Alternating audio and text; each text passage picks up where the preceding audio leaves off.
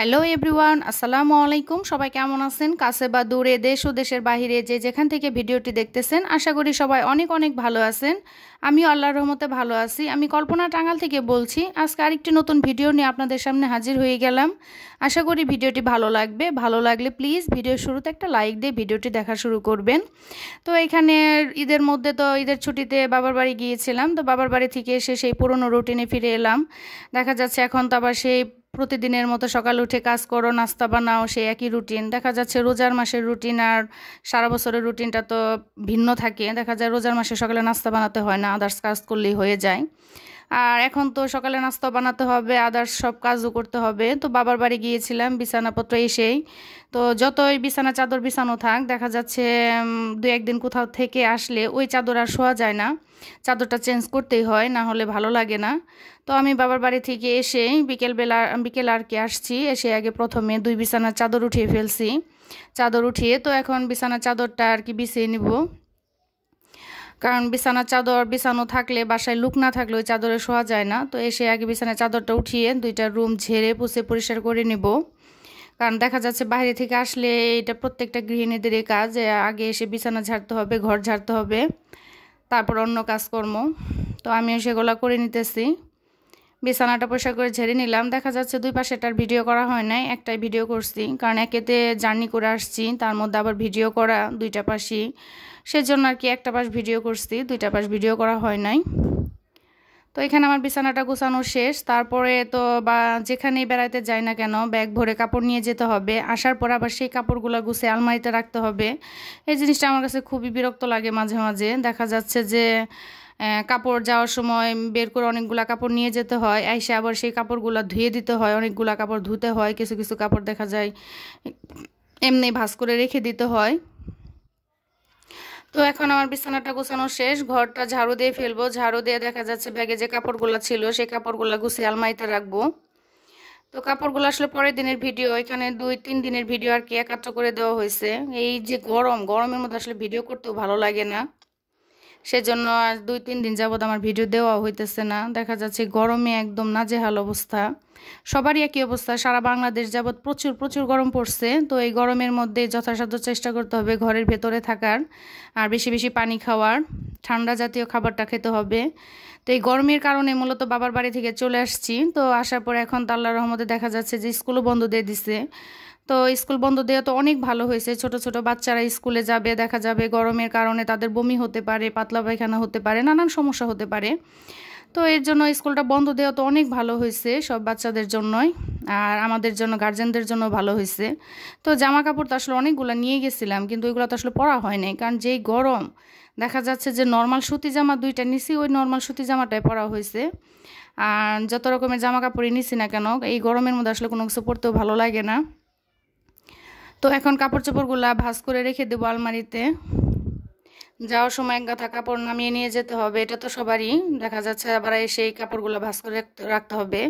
তো এটা হচ্ছে মেয়ের ঈদের ড্রেস, গ্রাউন্ড। তো বড় মেয়ের ড্রেস তো আসলে ঈদের ড্রেসগুলো দেখায় নেই, বলছে যে পুরনো হয়ে যাবে। তো আজকে ভাঁজ করার সময় ভিডিও করতেছি, মেয়ে বলতেছে যে আজকে ভিডিও করলে সমস্যা নাই, কারণ আমার ঈদ তো শেষ হয়ে গেছে, জামা তো পরা শেষ। তো সেই জন্য আজকে কাপড় ভাঁজ করার সময় ভিডিও করতেছি, তো ওটাও ভিডিও করা হয়ে গেছে। তো এটা হচ্ছে মেয়ের, মানে 4টা ড্রেস নিয়েছে তার, এটা হচ্ছে সেকেন্ড ড্রেস। প্রথম ড্রেস হচ্ছে তার সাদাটা, তার খুবই ফেভারিট ড্রেস সাদা। আর এটা হচ্ছে তার সেকেন্ড ড্রেস। আর দুইটা টপস নেওয়া হয়েছে আর কি।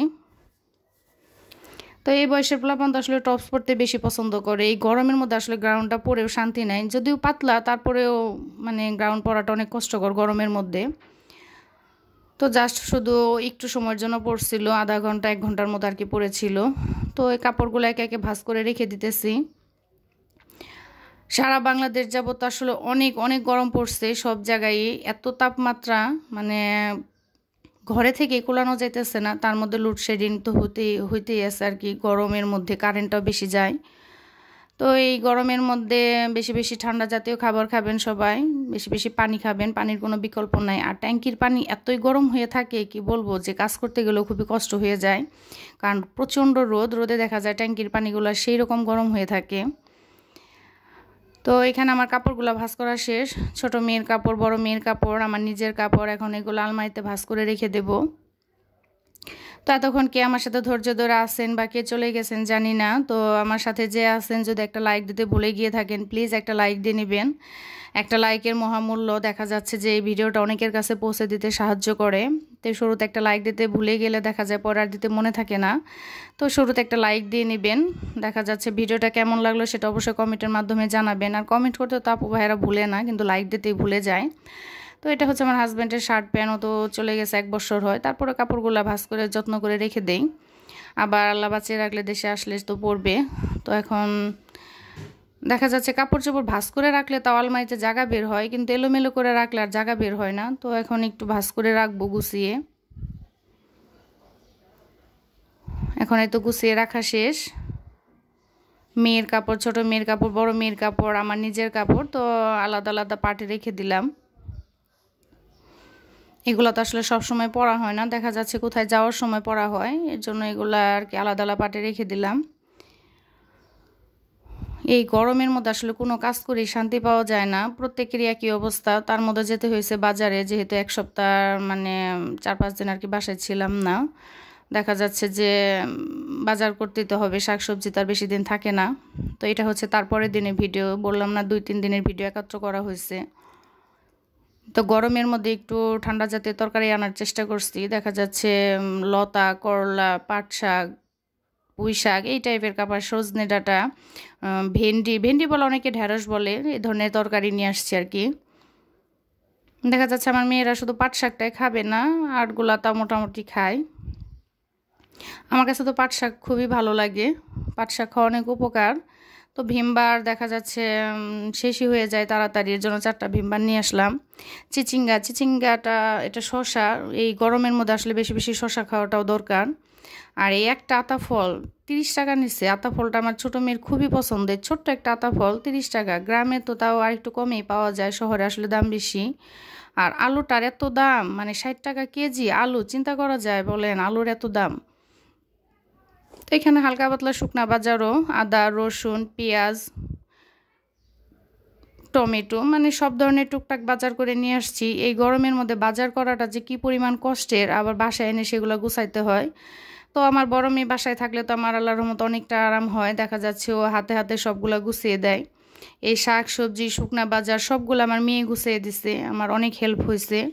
আসলে বড় মেয়ে থাকলে মাদের অনেক সুবিধা, এটা আমি বরাবরই বলি। আল্লাহর কাছে লাখ লাখ শুকরিয়া যে আল্লাহ আমাকে প্রথম মেয়ে দিচ্ছে। তো আমি আল্লাহর রহমতে মেয়ে আমাকে অনেক হেল্প করে কাজে। আসলে প্রত্যেকটা মেয়ে তার মাকে হেল্প করে। তো এখানে আটা গরমের মধ্যে দেখা যাচ্ছে সকালবেলা আসলে এখন তো রোজার মাস চলে গেছে, সকালে আর তো নাস্তা বানাতে হয়, সেজন্য সকালে আটাটাই বেশি লাগে। যদি আমি নিজে রুটি বানাতে পারি না, তবে হেল্পিং হ্যান্ড আপা আছে ওনাকে দিয়ে বানাবো। আর এটা হচ্ছে গ্রিন টি, আমার কাছে গ্রিন টিটা ভালোই লাগে, আসলে খেতে মজা না, জাস্ট উপকারের জন্য খেতে হয়। আর পেস্ট শেষ হয়ে গেছিলো পেস্ট। এখানে রাঁধুনির বিরিয়ানির মশলা, মসুরির ডাল, চিনি, পোলাওর চাল, তো এগুলো শুকনা বাজার। আর হচ্ছে কয়েল, দেখা যাচ্ছে বাজারে যাওয়াই হয়, তো এখানে থেকে একদম বেশি করে নিয়ে আসা হয় যে মাসের বাজারগুলা। তারপরে যখন যেটা শেষ হয়, বাসার সামনে দোকান আছে মুদির দোকান, তো ওইখান থেকে টুকটাক আনা হয়। তো এগুলো হচ্ছে শুকনা বাজার।